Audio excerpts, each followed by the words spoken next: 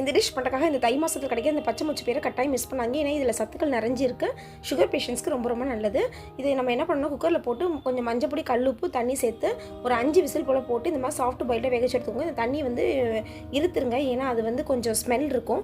அதனால் இது கூட வந்து இப்போ ஒரு கத்திரிக்காய், ஒரு முருங்கைக்காய், ஒரு தக்காளி, ஒரு திக்கான கரைச்ச புளி தண்ணி ஒரு 2 கரண்டி இல்லை 1 கரண்டி ஃபுல்லாக போதும். 1/4 ஸ்பூன் மஞ்சள் தூள், 1 ஸ்பூன் மிளகாய்த்தூள், 1 ஸ்பூன் குழம்பு பொடி, இது கூட 1 டேபிள் ஸ்பூன் போல் தேங்காய் அரைச்ச பேஸ்ட்டு, ஒரு 1/2 டம்ளர் போல் தண்ணி ஊற்றி நல்லா கிண்டி வச்சுக்கோங்க.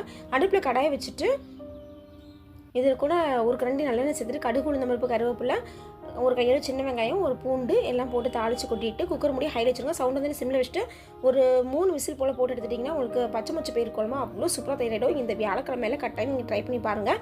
சீசனில் கிடைக்கிற இந்த பச்சை மொச்சை பயிரை கட்டாயம் மிஸ் பண்ணாங்க. இந்த இலையுதி காலங்களில் மட்டும்தான் இது கிடைக்கும். இந்த வீடியோ பிடிச்சா ஹோம் கிச்சனில் சப்ஸ்கிரைப் பண்ணுங்கள், லைக் பண்ணுங்கள், ஷேர் பண்ணுங்கள். எங்கள் வீட்டு கைப்பக்கவும் உங்கள் வீட்டிலும் கட்டும். வாழ்க வளமுடன்.